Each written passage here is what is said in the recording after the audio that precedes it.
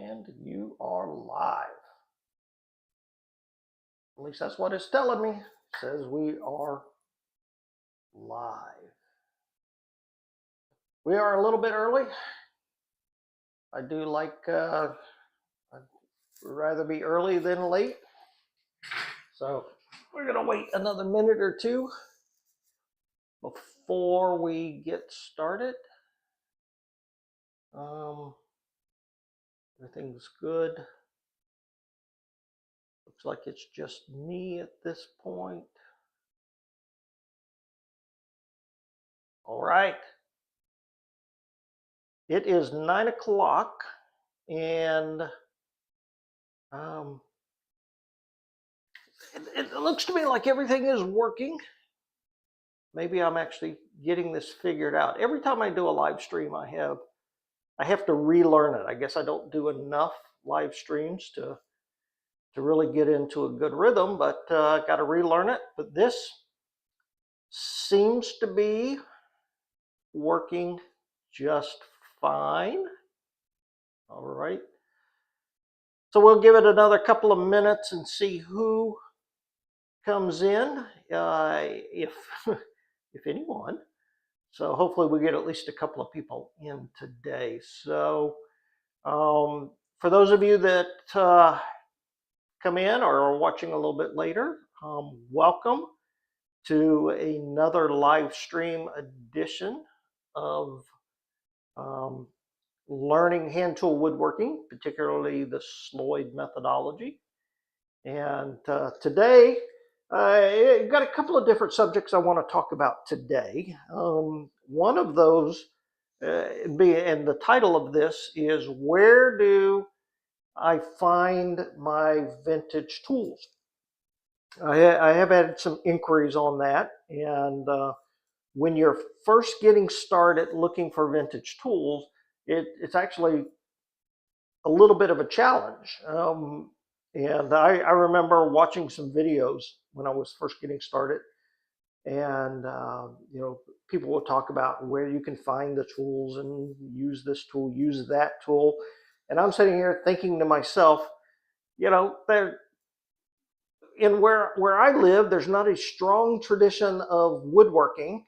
We don't have the historical things, and I don't know where to find the tools, and none of the tools that I'm seeing on the websites or on the videos do I have access to, blah, blah, blah. So it seemed overwhelming at the time, or it seemed like a daunting task to be able to find some vintage tools. But we're going to talk today about some strategies and the fact that that's actually not true. Even though I am in an area that doesn't have a strong tradition of woodworking, I've been able to come across some pretty nice vintage tools. And I'm going to share with you some of my strategies, the good, the bad, and all that kind of stuff. But before I get into that, I want to cover a little bit of a subject. And I tell you what, while we're waiting for people to come in, I'm going to, actually I want to see what this is going to look like. So let me go to my YouTube and make sure I have the volume turned down, and we're going to start that.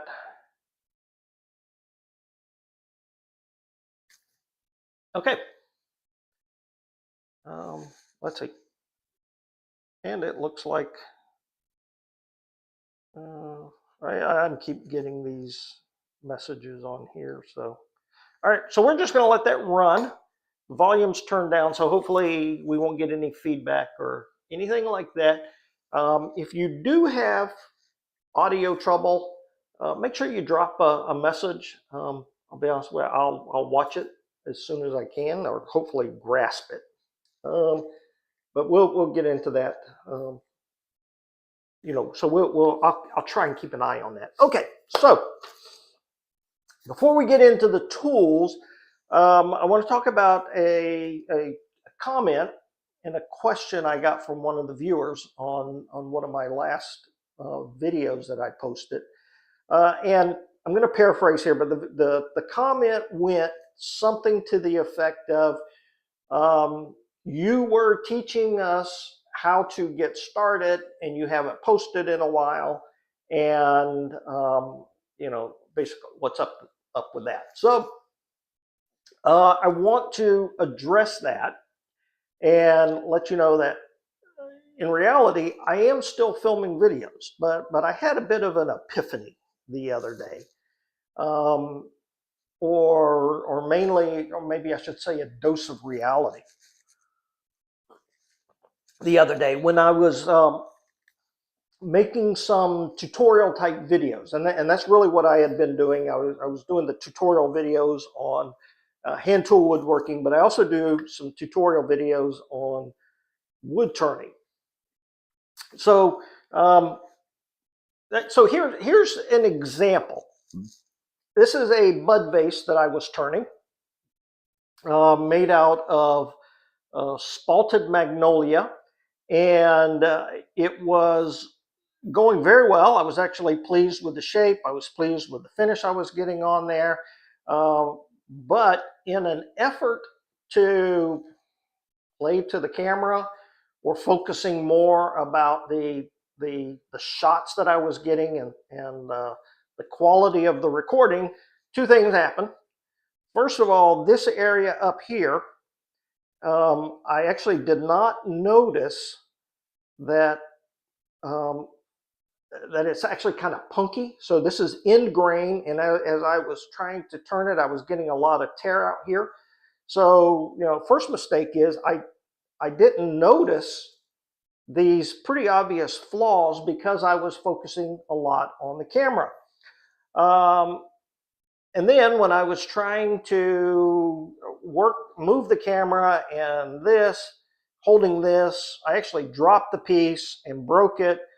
So what should have been a cute little bud vase or twig pot actually turns into, kind of worthless. So that's one example. The other example is last weekend. I actually tried recording two videos. One video was making a lidded box, not this box, because I did this box off camera, or a lidded bowl. I was attempting to make a lidded bowl. And again, I was moving the camera around to different angles. I was trying to get different shots. And remember, I'm doing all this by myself. And I ended up destroying it.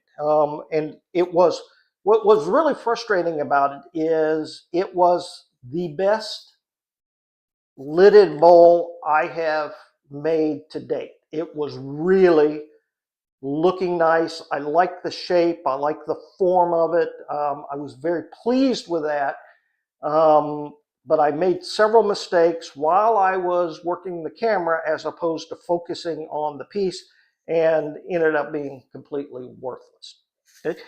So the other video I was trying to do last weekend was the new children's bench.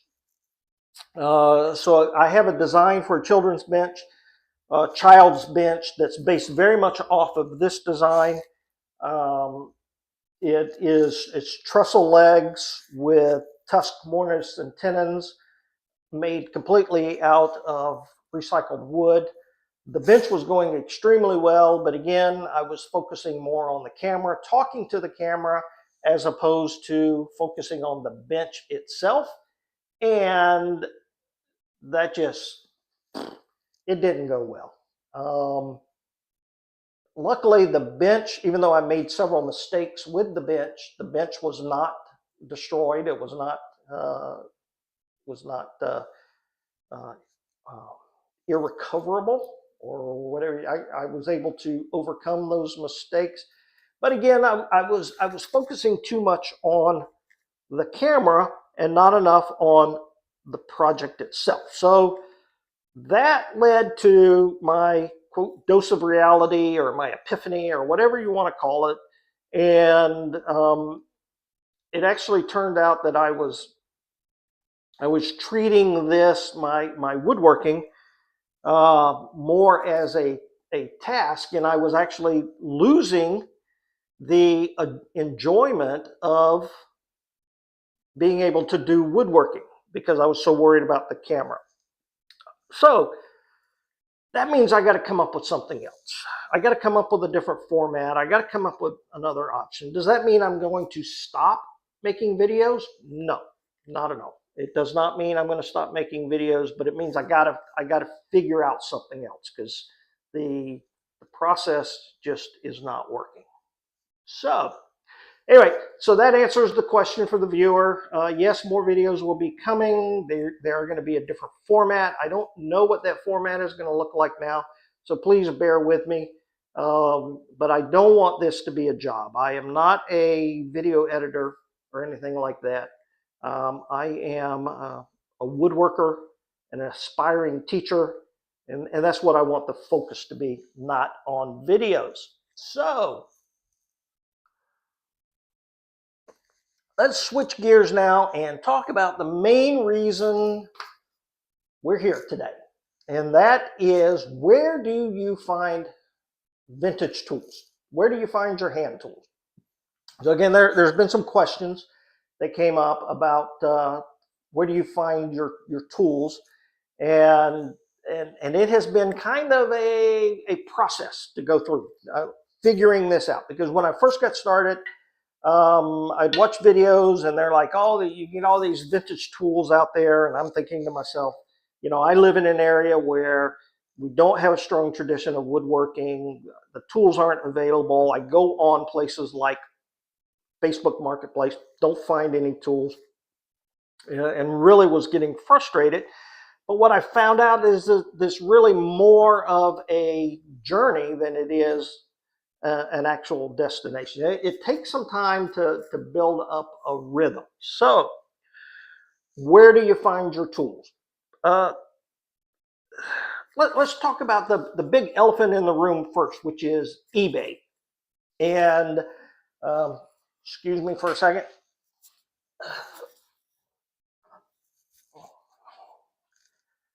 So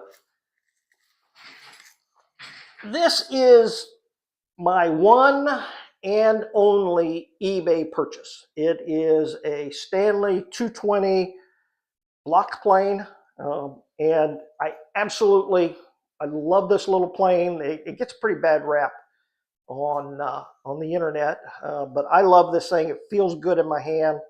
I don't have any trouble adjusting it. Can get the iron nice and sharp. But this was my one and only eBay purchase. And even though the product was exactly what the seller had advertised, I have no qualms with that. The condition was represented accurately. Shipping was good. It was packaged well. So for this particular purchase, I got exactly what I paid for. But there's two things about eBay that that you really need to know. One, not every seller is as reputable as that. And when you're buying this off of eBay, you really never know what you're going to get until the product actually arrives. Two is the prices on eBay tend to be double what you can find elsewhere. And that was the case with this one. So I bought this one. I was actually very pleased with the price I paid. But then after I bought this, I started looking, and this exact plane I have found for half price what I paid for it on eBay. So eBay, two risks. One, if you buy it off eBay, you are typically going to overpay. I'm not saying that's always the case, but typically you are going to overpay because eBay is the easiest way to find tools. You go on eBay, you'll find plenty. So eBay is the easiest way to find tools, and but you're typically going to overpay. So there's a lot of people looking for tools, and eBay is their first stop. So you're going to overpay. You're not really 100% sure what you're going to get, but you know, sometimes there's some gems on eBay. But this is my one and only purchase. I've actually participated in a couple of other auctions, and the pieces that I was going after were far too expensive than what I actually got. So, or what I was willing to pay. So what you see here on the bench are some of my recent acquisitions. And this is where I've had the most success. And that is Facebook Marketplace and um, estate sales / garage sales. So let's talk about Facebook Marketplace first. So what have I gotten from Facebook Marketplace? Well, this is a Stanley #6, which I just picked up a couple of weekends ago. It's in good working condition, needs to be cleaned up. All the pieces are here though, but I got this off of Facebook Marketplace for $12. Okay, so earlier this week I went responded to another Facebook Marketplace advertisement and ended up with a record #43 with the blade, 1/4-inch blade, $20. Okay, a record #50 plow plane with a complete set of blades, $40. These they're dirty and they need to be cleaned up, but they are in perfectly fine working condition. So these are good. Crown mortising chisels, in again good shape, no pitting of the rust. The tips are actually still pretty sharp. These were users, you know, the person that sold them to me had been using them. They're just downsizing them. Okay, a couple of wooden handled spoke shaves. Okay, these have not been used in a while. Pretty dull, but they can clean up. They're still in very good shape. So very pleased about that. So how do you find these things on Marketplace? And how many of you have used Marketplace to find your tools, Facebook Marketplace? So hopefully, those of you that have had success in finding vintage tools, you're going to drop a comment down below and share your success with other people so that they know exactly how to find. So let's flip over for a minute and look at Facebook Marketplace and what that might look like. All right. Hopefully you're going to see my screen here with Facebook Marketplace.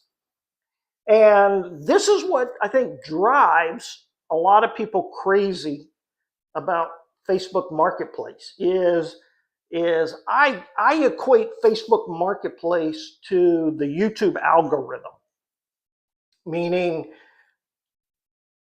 Facebook Marketplace is going to show you what it thinks you want, not necessarily what you're looking for. So when you first start with Facebook Marketplace, and again, I'm doing this based on my own experience, so I'm speculating a lot here. I believe Facebook Marketplace does not know you as a buyer very well, so you're going to get all kinds of random stuff. You're going to get stuff from in your area, outside your area, and things like that. So even when you do a search, you're going to get some wildly different results. So let's do a search for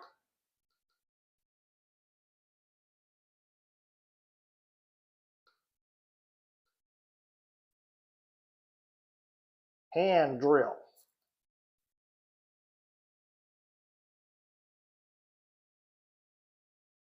All right, So even when you do a search, you're going to get, again, a lot of different results, and you're going to find a lot of different prices. So when I say hand drill, I'm actually looking for this egg beater style drill.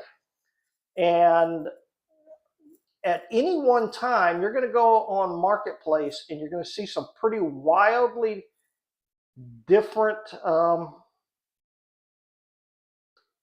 Go ahead and expand that here.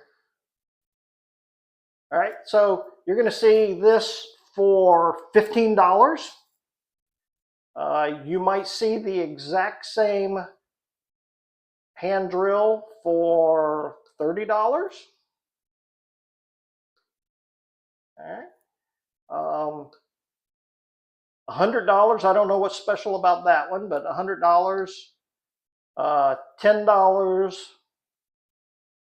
But you're going to get a lot of other things mixed in. But as you are looking for these tools, it's going to get a better sense of what you're looking for. So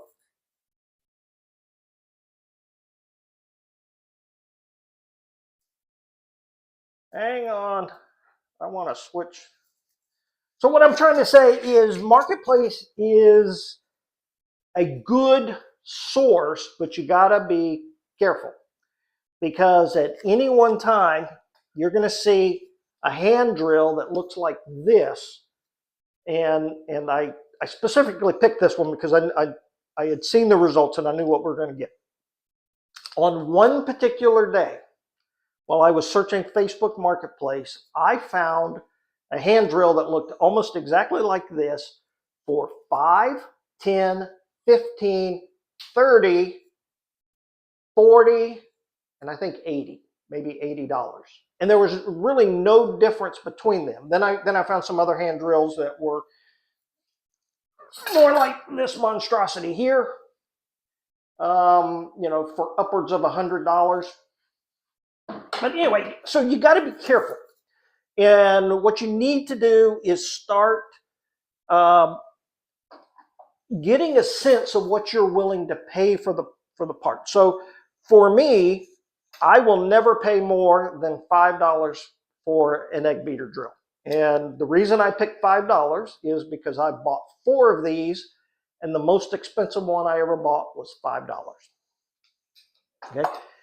This is another egg beater drill. I've shown you this one before, but I leave the price tag on here just so people believe me. I paid it was tagged for $3, but I bought it on the last day of the sale, so I think it was 50% off. So $1.50. So yeah, I've paid anywhere. Let's just, for safety's sake, let's call it $2. I pay anywhere from $2 to $5 for those hand drills. Okay, so you got to be careful about Facebook Marketplace, because the people really don't understand the value of what they're selling. A lot of people are cleaning out grandpa's shed, or a widow is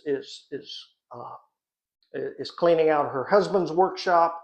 So you got to be a little careful about that. They don't really know the value. But I have found that people on Facebook Marketplace are really, really willing to talk about that. So what these tools right here that you see, these all came from one encounter with Facebook Marketplace. And what happened is the seller had posted clamps, and I don't need clamps. I don't need any more clamps. I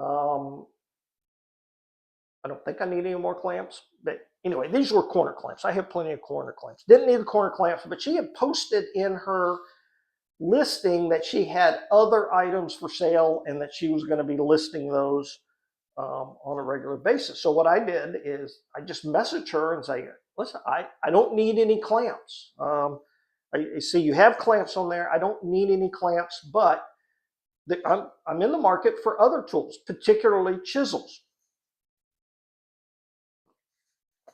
So we made a time to meet, and my wife and I went over there and just kind of browsed through everything that she was selling. And This was a case that her and her husband had been woodworking together, doing various projects. Their tools were in immaculate condition. She understood the value of the tools, but she wasn't trying to gouge. And she was willing to talk, and quite frankly, I think she just enjoyed having people come over and talk to her about her tools and things like that. So um, I ended up just piling together a box of stuff, and this isn't all of it. There were several other items included in there, and she calculated up what she wanted for all of the parts, and we ended up striking a deal, and it was a great time. We really enjoyed sitting there talking about some of the old tools and where they came from, how she accumulated the tools, what she had done with it. And like I said, my wife and I were there for probably close to an hour just talking about tools and having a good time and walking away with what I consider to be good values. Now, are these dirt cheap? No, no. I mean, this is a crown mortising chisel, and I looked it up online. And if you buy a crown mortising chisel, you're going to pay anywhere from $50 to $70 for a crown mortising chisel, and I think I paid $15 for it. So more than what I would have paid at an estate sale, but her tools, like I said, were very well taken care of, and I think worth the price. So Facebook Marketplace. Facebook Marketplace is where you're going to get, I think, the greater volume of tools. You're probably going to pay a little bit more, but you're going to get the greater volume. The key to Facebook Marketplace is that you need to be consistent about it. You need to go on Facebook Marketplace on a regular basis. You need to view your tools because you never know what's going to happen. You can't depend on Facebook Marketplace to show you everything in your market. And one of the things I see is I'll go on Marketplace and get a list of tools from a search. And then, a little bit later, I'll come in and I'll do the exact same search. And I'm talking an hour later or less, and it's different results. So Facebook Marketplace is never going to show you everything. So you are forced to go on there a little bit more often, but eventually it gets to know you and starts recommending items a little bit better. So that's why I kind of equate it to the YouTube algorithm. Is Facebook Marketplace seems to show you what it thinks you should want, not necessarily what you're actually looking for. Okay, but that's Facebook Marketplace, and that's where I find the majority of the tools. Okay. The next thing is, if you look up here behind me, you'll see all of these wooden tools. And those have all come from antique dealers. So again, antique dealers, you got to be careful. You go into an antique dealer and sometimes they overvalue the tools. You're going to pay more. There's also this phenomenon going on where certain demographics, and you can read into that what you want, but certain demographics buy these tools to sit up on a shelf and look pretty because they want a vintage look. So they're buying tools, they are driving the price up because they want tools to be able to sit on the shelf and give a certain aesthetic. Okay? Every one of the tools that you see up here are actual user tools. I don't use them as often because I don't think they're as flexible as the metal tools, but every one of these tools were bought for a specific reason and for a specific use case. And this one right here was my very first one. Okay? Antique dealers. Be careful again. Have an idea of what you're looking for and what you're willing to pay before you actually plunk down your money. Otherwise, you can end up overpaying. Okay? So, what is my favorite way to get tools? And that is estate sales. So, I follow a website called estatesales.org.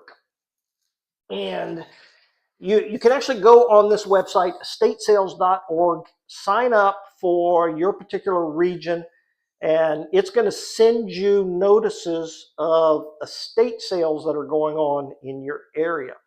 And this is where I have found the best deals. Okay. So what I do is I actually get these notifications. They come in my email. Typically, when they're doing their portfolios or their pictures, they'll have all of their decorative items first, and then tools tend to be last. So I typically, as quick as possible, I go directly to the last page and I work my way backwards, because this is where you're going to find, at least this is where I find the stuff that I'm interested in. But here's the secret. If you find a vintage tool that is prominently displayed in a picture, and there's no vintage tools in this one. This is the closest that was available. So if you find a picture of a prominently displayed vintage tool, you can pretty much guarantee that that's going to be gone before you get there, unless you're there when the sale opens. You're one of the first people. So if it's a prominently displayed tool, if there's a picture specifically of a plane, you got to get there early or it's going to be gone. What I find, though, is when I go into the pictures, and I'm just clicking on one, I like to blow it up a little bit, and I start looking in the background. Okay, so I don't care about these cases here at the front. What I want to see is, are there old tools hiding in the background somewhere? On a shelf, on some pegboard, or something of that nature. Okay. So that's how I actually got this one. This is a Stanley number 3 that I picked up. I still have the tag on it. It says $10. Stanley number 3. As I was looking at the pictures, I could see this plane sitting off in the corner, surrounded by a couple of other items. And I don't know the age of this, but it is the older Stanley logos. Again, it's in good working condition. It just needs to be cleaned up. But I found this, again, this was a picture sitting in the corner. When I get there, there's that one. Got this one at the same place. This was marked $15. That one was marked $10. And there were a couple of other items, and I don't remember exactly what I paid for them, but they were all less than that because I bundled them together. I go up to the dealer and I said, hey, I want to buy all these things. What's a fair price? And they knocked a little bit off, and we ended up making the deal. So with estate sales, especially when you're going to one of these organized estate sales like this, remember, their number one purpose is to clear things out. So that's their number one goal, is to get rid of everything. Number 2 goal is to get as much money as they can. But remember, number 1 is to get rid of things. So I typically I don't like to haggle, quite frankly. I don't like to haggle. So I typically, when I'm buying one item, I very rarely ask for any kind of a discount. I know other people will probably cringe at that and know that every time they go to an estate sale, they need to negotiate. I don't care for that kind of stuff. What I will do is, group things together and say, can you give me, what kind of price can you give me on these? So, I had a bunch of like these chisels, and these aren't all these Swiss made, I think you call them file, PFIELs. I don't know. Several of those were together. We had the files, we had this block plane. I think there was a spoke shave in there, several Kuntz spoke shaves as well, and I just kind of gathered all this stuff up. And the guy gave me a price of $15. And I said, well, I have a $20 bill. What can you give me for $20? And he threw a bunch of other stuff into the box, and I walked away with what I thought was a pretty good haul for $20. So that is really the best deal. You don't get those as often, but go in there, look at the pictures. First of all, sign up, and I'm sure everybody's got some kind of website like estatesales.org. Go in there, sign up for the website, and see, get your notifications, dig into the pictures, find the tools that are hiding in the background of the pictures that you might be interested. Go visit the estate sale as soon as you can, and that's going to be your best deal, I think, for finding really good quality, inexpensive vintage tools. All right. So how do I rank these?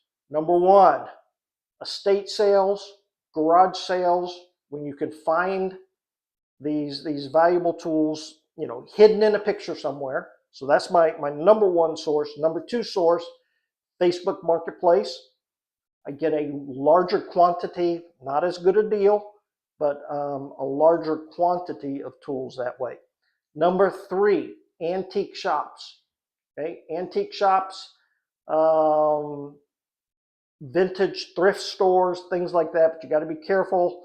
Really look them over before you buy them, and make sure that they're truly there in one piece. Be careful there. So you're good. The one place that I would say I would avoid personally, this, and again, this is my opinion, I would avoid is eBay. There are other marketplaces out there. I know Rex Kruger has one. I think he calls it tooltrader.com. I'm not sure. Maybe I can find a link to that and put it down below. I've never bought anything from his site. Seems to be pretty reputable. But again, I don't like shipping. I really don't like getting things in the mail. I am much more comfortable when I can see them, look them over, and buy them. And I'll be honest with you, I am surprised at the number of pieces that I was actually able to find. So let's see.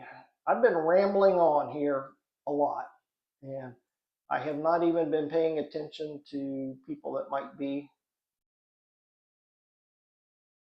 online. I don't see any chats. Nobody has said hello. Well, that's too bad.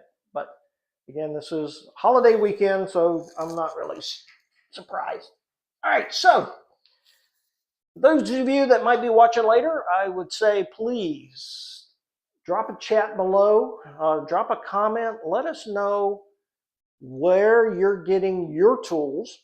Also, let me know if this has been helpful, if these ideas have been helpful at all. I would certainly appreciate that.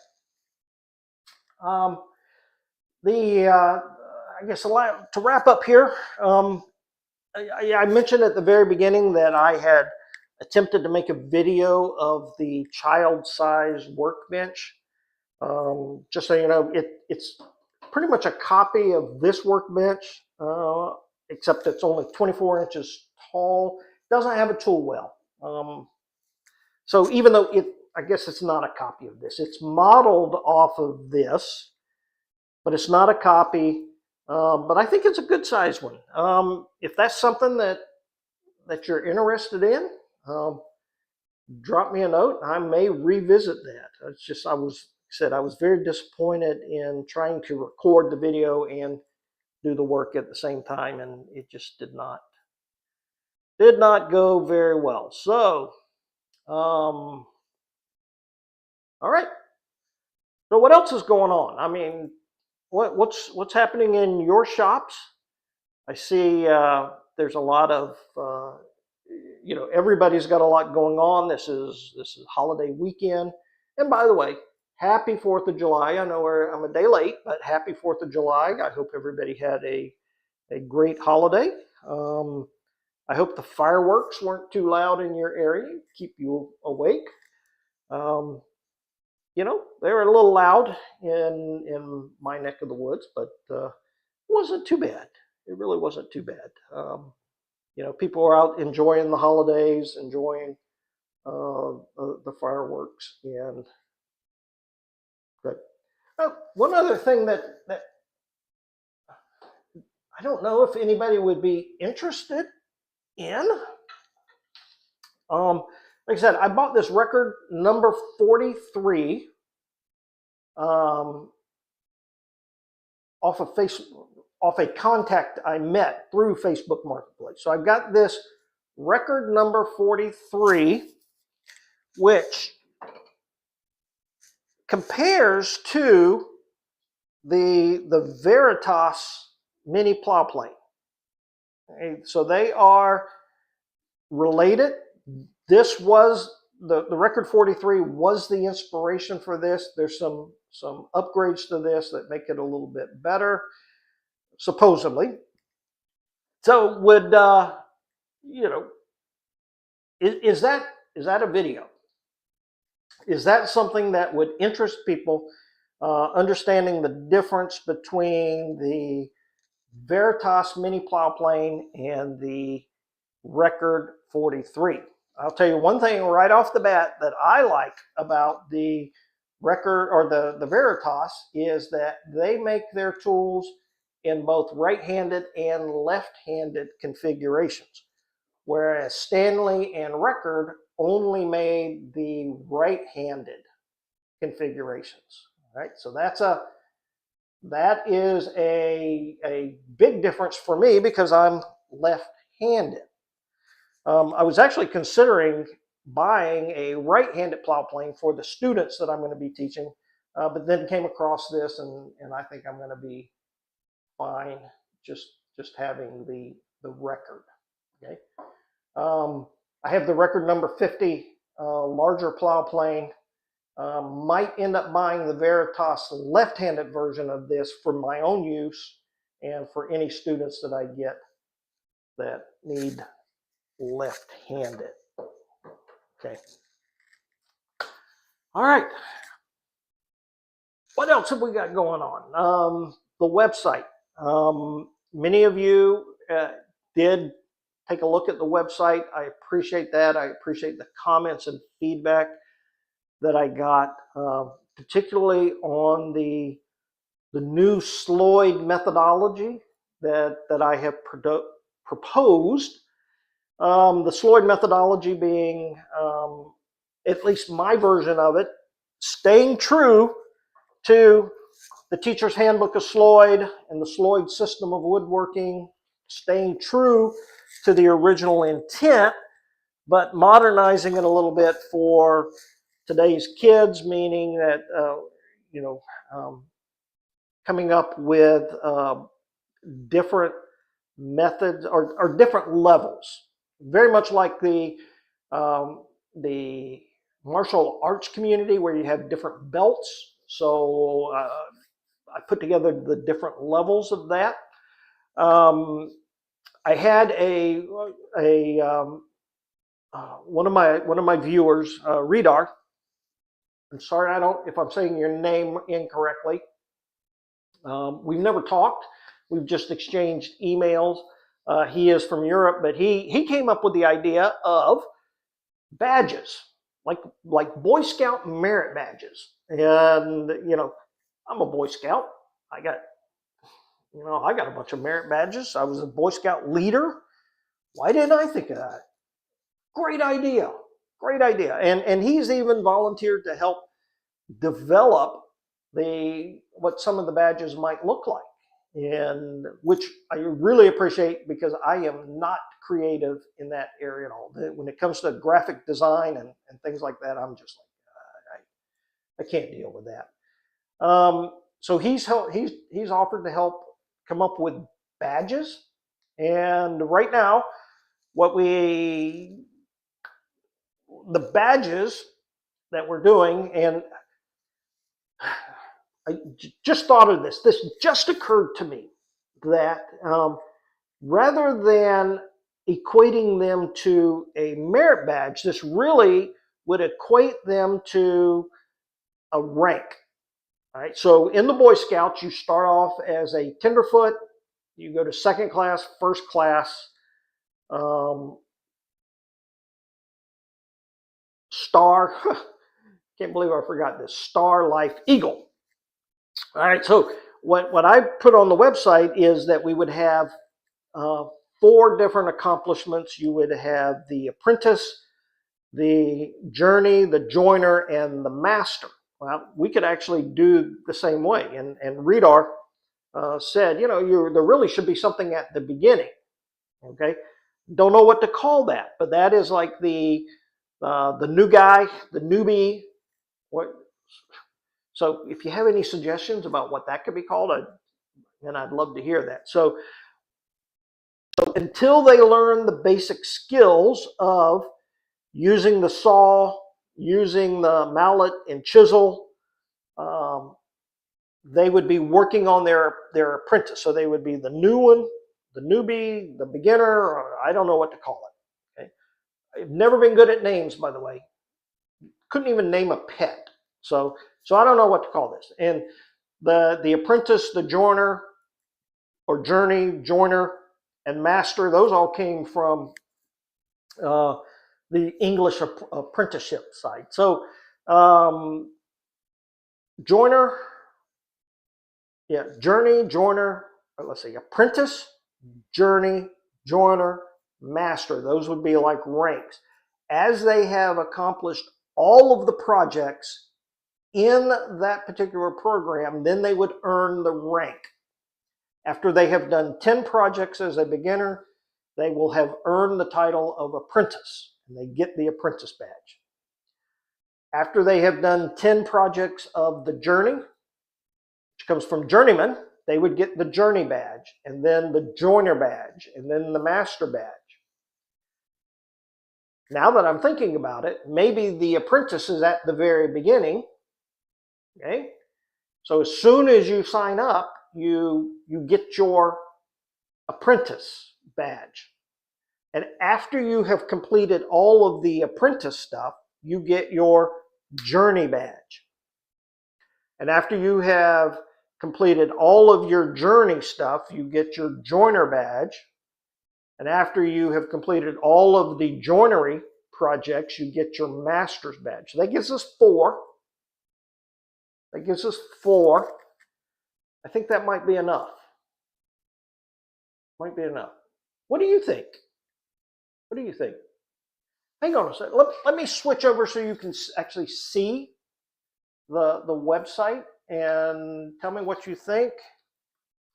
That is ancientcitycraft.works. Oh. All right. Woodworking education for kids. So we scroll down here. Talk a little bit about Sloyd, the aims of Sloyd, the method of teaching. So then we go into the apprentice. We have 10 projects that we have identified for the apprentice model. So what we're saying is, as soon as the kid joins up, and this is really aimed at kids from 8 to about 16, maybe 8 to 14, but as soon as they sign up and they've gone through the basic safety and the basic instruction on using saws and things like that, they would get their apprentice badge. The idea of their apprentice badge is they could sew it on their woodworking apron. Okay? After they have completed all 10 of these projects satisfactorily, which means they may have to build them more than once, they would get their journey badge, which means they are now working on their journey projects, and then they have 10 projects to complete for their journey. And if they have completed all 10 projects satisfactorily, again, which means they may have to redo some projects, and that's okay, then they would get their joiner badge. Now, the joiner badge, again, this is under construction. I need a new picture, but now this is where we start thinking about furniture, bookshelves, stools, chairs, things like that as a joiner. And after they have completed all of their joiner tasks, they would then get their masters. And we would add a section for master underneath there, and that would be them practicing. It would actually be them working on projects that are important to them. Okay? Projects that are important to them, not projects that are important to me. Or so that the whole idea is when they start getting into the master type stuff, when they start getting into the master, they should have I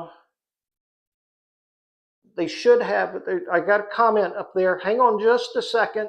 I think that might be Martin, but hang on a second. I'll get to your comment. It might be that now I've lost my train of thought. Okay. Once they get into the master, this is well. They should be so well grounded in the in some basic design concepts, basic aesthetics and form. So they should now be designing their own projects and working less off of written instructions. Okay, and that is a variation from the Sloyd methodology itself, because Sloyd methodology has you building very specific projects throughout your entire career as a Sloyd student. But what I'm saying is maybe at the end we're letting them do their own thing. So Martin, yep, it is Martin. Marty could start with from medical field scout. I'm sorry, I'm having a hard time. Medical field scout could start with Scudder from medical field scout. Okay. Let me think about that. Thanks for the idea. I appreciate that. I really do. So, I'm actually getting pretty excited about this whole idea of opening up a quote Sloyd school. I'm sitting here in my hand tool studio, if you will, which is a very small room, but I'm actually beginning a construction project out in the main shop where I'm going to have a 12 by 20 classroom, which will be air conditioned, very important for Florida. Have it air conditioned and could comfortably accommodate 8 students at a time. And it would actually be a place for both primarily children for Sloyd, but also adults that are wanting to get into some form of woodworking as well. All right. Wow. I appreciate everybody that has popped in. Again, let me know where you are getting your tools.